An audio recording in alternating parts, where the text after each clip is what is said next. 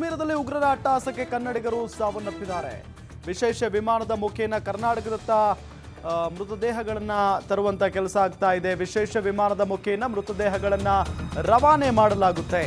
ಕೆಲವೇ ಕ್ಷಣಗಳಲ್ಲಿ ಬೆಂಗಳೂರಿಗೆ ಭರತ್ ಭೂಷಣ್ ಮೃತದೇಹ ಬರಲಿದೆ.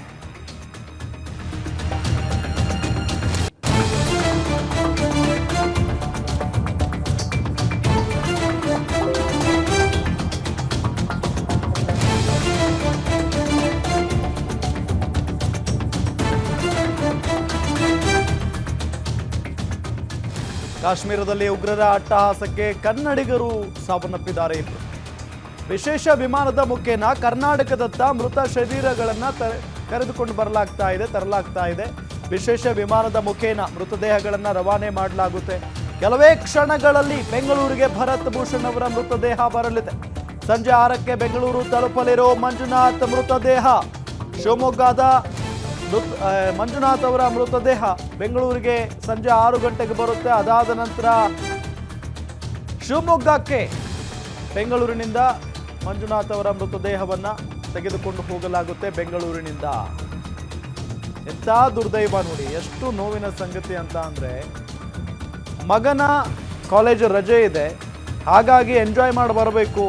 ಇನ್ನು ಮತ್ತೆ ಇದನ್ನು ಬಿಟ್ಟರೆ ಮುಂದೆ CET ಅದು ಇದು ಎಕ್ಸಾಮ್ ಅಂತ ಬರುತ್ತೆ, ಮುಂದಿನ ಕಾಲೇಜ್ ಅಂತ ಬರುತ್ತೆ, ಹಾಗಾಗಿ ಮಗನನ್ನು ಕರ್ಕೊಂಡು ಹೋಗೋದಕ್ಕಾಗೋದಿಲ್ಲ ಅನ್ನೋ ನಿಟ್ಟಿನಲ್ಲಿ ಯೋಚನೆ ಮಾಡಿ ಪಾಪ ಆ ತಂದೆ ತಾಯಿ ಮಗನನ್ನು ಕರ್ಕೊಂಡು ಹೋಗಿದ್ದಾರೆ. ಆ ಸಂದರ್ಭದಲ್ಲಿ ಮಂಜುನಾಥ್ ಅವರು ಗುಂಡಿನ ದಾಳಿಯಲ್ಲಿ ಬಲಿಯಾಗಿದ್ದಾರೆ. ಕೇಳ್ತಾ ಇದ್ರೇ ನೋವಾಗುತ್ತೆ. ಯಾಕೆಂತ ಹೇಳಿದರೆ ಎಷ್ಟು ಖುಷಿಯಾಗಿದ್ದಂಥ ಸಂಸಾರ ಇವತ್ತು ಛಿದ್ರವಾಗಿ ಹೋಗ್ಬಿಡ್ತಲ್ಲ ಈ ಉಗ್ರರ ಅಟ್ಟಹಾಸಕ್ಕೆ. ಅದು ಭಾಳ ನೋವಾಗ್ತಾ ಇರುವಂಥ ವಿಚಾರ. ಇನ್ನೇನು ಕೆಲವೇ ಕ್ಷಣಗಳಲ್ಲಿ ಬೆಂಗಳೂರಿಗೆ ಮೃತದೇಹಗಳು ಬರ್ತವೆ. ಭರತ್ ಭೂಷಣ್ ಮೃತದೇಹ ಆಗಮಿಸಲಿದೆ. ಸಂಜೆ 6ಕ್ಕೆ ಮಂಜುನಾಥ್ ಅವರ ಮೃತದೇಹ ಬೆಂಗಳೂರಿಗೆ ತಲುಪಲಿದೆ ಅನ್ನೋದು ಗೊತ್ತಾಗ್ತಾ ಇದೆ. ಅದಾದ ನಂತರ ಶಿವಮೊಗ್ಗಕ್ಕೆ ಮಂಜುನಾಥ್ ಅವರ ಮೃತದೇಹವನ್ನು ರವಾನೆ ಮಾಡಲಾಗುತ್ತೆ. ಭಾಳ ಪ್ರಮುಖವಾಗಿ ಇಬ್ಬರು ಕನ್ನಡಿಗರು ಮತ್ತು ಆಂಧ್ರ ಮೂಲದ ಬೆಂಗಳೂರಿನಲ್ಲಿ ಕೆಲಸ ಮಾಡಿಕೊಂಡು ಇಲ್ಲೇ ಇದ್ದಂಥ ಮತ್ತೊಬ್ಬ ವ್ಯಕ್ತಿಯ ಹತ್ಯೆ ಕೂಡ ಆಗಿದೆ. ಒಟ್ಟಾರೆಯಾಗಿ ಬೆಂಗಳೂರು ಅಂತ ಹಿಡ್ಕೊಂಡ್ರೆ 3 ಅನ್ನೋದು ಬರುತ್ತೆ, ಅಂದರೆ ಕರ್ನಾಟಕ ಅಂತ ಬಂದರೆ 3 ಅಂತ ಬರುತ್ತೆ. ಆದರೆ ಅವರು ಮೂಲತಃ ಆಂಧ್ರದವರಾಗಿದ್ದರಿಂದ ಆಂಧ್ರ ಅಂತಲೇ ಪರಿಗಣಿಸಬೇಕಾಗುತ್ತೆ. ಹಾಗಾಗಿ ಕರ್ನಾಟಕದ ಇಬ್ಬರು, ಆಂಧ್ರ ಮೂಲದ ಒಬ್ಬರು ಇಲ್ಲಿ ಮೃತಪಟ್ಟಿರೋದು ಈ ದಾಳಿಯಲ್ಲಿ. ಭಾಳ ನೋವಿನ ಸಂಗತಿ ಇದು. ಭರತ್ ಭೂಷಣ್ ಅವರ ಫೋಟೋವನ್ನು ನಿಮಗೆ ತೋರಿಸ್ತಾ ಇದ್ದೀವಿ ನಾವು.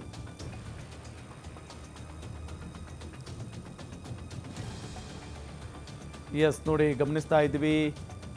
ಭರತ್ ಭೂಷಣ್ ಅವರ ಏರಿಯಾ ಮುಂಭಾಗ, ಅಂದರೆ ಅವರ ಮನೆಯ ಮುಂಭಾಗ ಈಗಾಗಲೇ ಪೊಲೀಸರು ಎಲ್ಲ ಜಮಾವಣೆಗೊಂಡಿದ್ದಾರೆ. ಅವರ ಕುಟುಂಬಸ್ಥರ ಪರಿಸ್ಥಿತಿ ಹೇಗಿರಬೇಡ, ಅವರ ಸ್ನೇಹಿತರೆಲ್ಲ ಈಗಾಗಲೇ ಮಾತನಾಡ್ತಾ ಇದ್ರು. ಭಾಳ ಒಳ್ಳೆಯ ವ್ಯಕ್ತಿ, ನಮ್ಮ ಜೊತೆಗೆಲ್ಲ ಭಾಳ ಚೆನ್ನಾಗಿ ಮಾತಾಡ್ಕೊಂಡಿದ್ದವರು, ಕುಟುಂಬವೂ ಕೂಡ ಅಷ್ಟೇ ಚೆನ್ನಾಗಿತ್ತು. ಆದರೆ ನೋಡಿ, ಎಂಜಾಯ್ ಮಾಡಬೇಕಂತ ಹೋದಂಥ ಸಂದರ್ಭದಲ್ಲಿ ಈ ರೀತಿಯಾಗಿ ಆಗಿದೆ. ಭಾಳ ನೋವಾಗ್ತಾ ಇದೆ ಅನ್ನೋ ನಿಟ್ಟಿನಲ್ಲಿ ಅವರ ಸ್ನೇಹಿತರು ಕೂಡ ಮಾತನಾಡ್ತಾ ಇದ್ರು. ಮತ್ತೊಂದು ಕಡೆ ನಾವು ಗಮನಿಸ್ತಾ ಇದ್ದೀವಿ ಅವರ ಮೃತ ಶರೀರವನ್ನು. ಈಗ ಭರತ್ ಭೂಷಣ್ ಮತ್ತು ಶಿವಮೊಗ್ಗದ ಮಂಜುನಾಥ್ ಅವರ ಮೃತದೇಹಗಳು ಸಂಜೆ 6 ಗಂಟೆ ಅಷ್ಟರಲ್ಲಿ ಬೆಂಗಳೂರಿಗೆ ಕರೆತರಲಾಗುತ್ತೆ.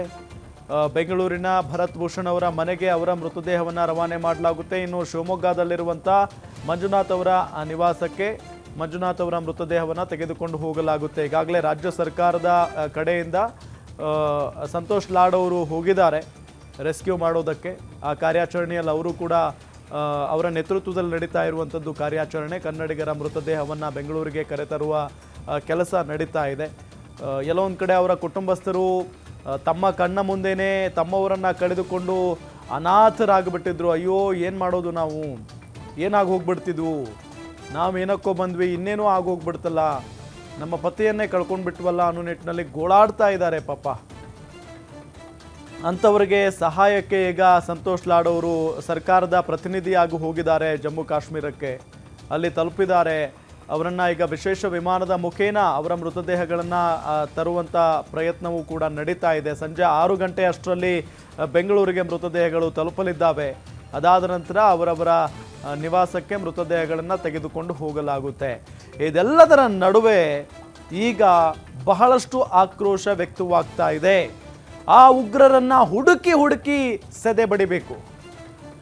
ಆ ಉಗ್ರರ ಜಾಲ ಎಲ್ಲ ಅಡಗಿ ಕೂತಿದೆ, ಅವರನ್ನ ಬಿಡಬಾರದು ಇಂಡಿಯನ್ ಆರ್ಮಿ ಅಂತ ಹೇಳಿ ಯೋಧರು ಕೂಡ ಶಪಥಗೈದು ಬಿಟ್ಟಿದ್ದಾರೆ. ಉಗ್ರರನ್ನ ಯಾವುದೇ ಕಾರಣಕ್ಕೂ ಕೂಡ ಬಿಡೋದಿಲ್ಲ ಅಂತ ಹೇಳಿ ನರೇಂದ್ರ ಮೋದಿ ಅವರು, ಅಮಿತ್ ಶಾ ಅವರು ಕೂಡ ಈ ವಿಚಾರವನ್ನ ಬಹಳ ಗಂಭೀರವಾಗಿ ತೆಗೆದುಕೊಂಡಿದ್ದಾರೆ. ಯಾಕೆ ಅಂತ ಹೇಳಿದ್ರೆ, ಒಬ್ಬ ಪಾಕಿಸ್ತಾನಿ ವ್ಯಕ್ತಿ ಮೊನ್ನೆ ಭಾಷಣ ಮಾಡುವಂತ ಸಂದರ್ಭದಲ್ಲಿ ಹಿಂದೂಗಳನ್ನ ಬಿಡೋದಿಲ್ಲ, ರಾಮ ಜಪ ಯಾರು ಮಾಡ್ತಾರೆ ಅವರನ್ನ ಮುಗಿಸ್ತೀವಿ ಅನ್ನೋ ನಿಟ್ಟಿನಲ್ಲಿ ಮಾತನಾಡಿದ್ದ. ಆ ಭಾಷಣ ಸಿಕ್ಕಾಪಟ್ಟೆ ವೈರಲ್ ಆಗಿತ್ತು. ಅದಾದ ಕೆಲವು ದಿನಗಳಲ್ಲಿ ಇಂಥ ಒಂದು ಹೇಯ ಕೃತ್ಯ ನಡೆದಿದೆ. ಇದೊಂದು ಪ್ಲಾನ್ ಮಾಡಿರುವಂತ ದಾಳಿ ಅಂತ ಸಿಎಂ ಹೇಳಿದ್ದಾರೆ.